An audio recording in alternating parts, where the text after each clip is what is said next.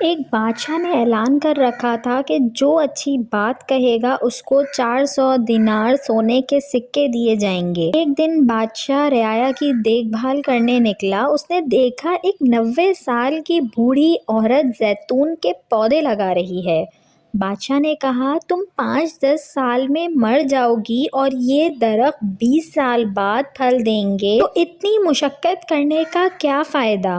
بوڑھی عورت نے جواباً کہا، جو ہم نے پھل کھائے وہ ہمارے بڑوں نے لگائے تھے اور اب ہم لگا رہے ہیں تاکہ ہماری اولاد کھائے۔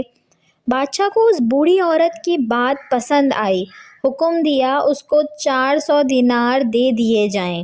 جب بوڑھی عورت کو دینار دیے گئے وہ مسکرانے لگی۔ بادشاہ نے پوچھا، کیوں مسکرا رہی ہو؟ بوڑھی عورت نے کہا کہ زیتون کے درختوں نے 20 سال بعد پھل دینا تھا جبکہ مجھے میرا پھل ابھی مل گیا ہے۔ بادشاہ کو اس کی یہ بات بھی اچھی لگی اور حکم جاری کیا اس کو مزید 400 دینار دے دیے جائیں۔ جب اس عورت کو مزید 400 دینار دیے گئے تو وہ پھر مسکرانے لگی۔ بادشاہ نے پوچھا، اب کیوں مسکرائیں؟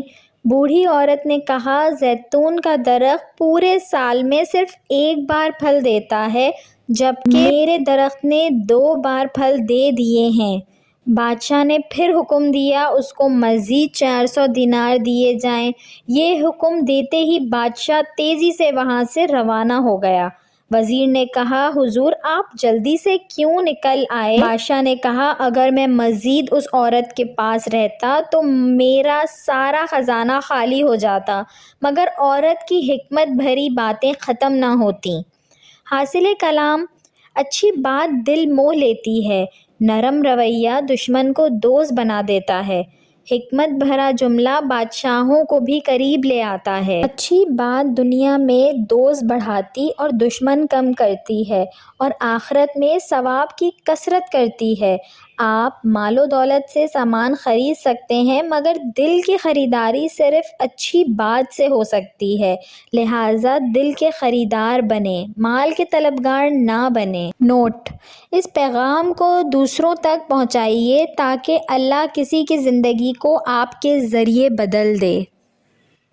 ویڈیو اچھی لگی ہو تو اس کو لائک کریں، شیئر کریں اور میرے چینل کو سبسکرائب کریں اور ساتھ ہی بیل آئیکن کو بھی پریس کر دیجئے تاکہ میری نئے آنے والی ویڈیو آپ کو مل سکے۔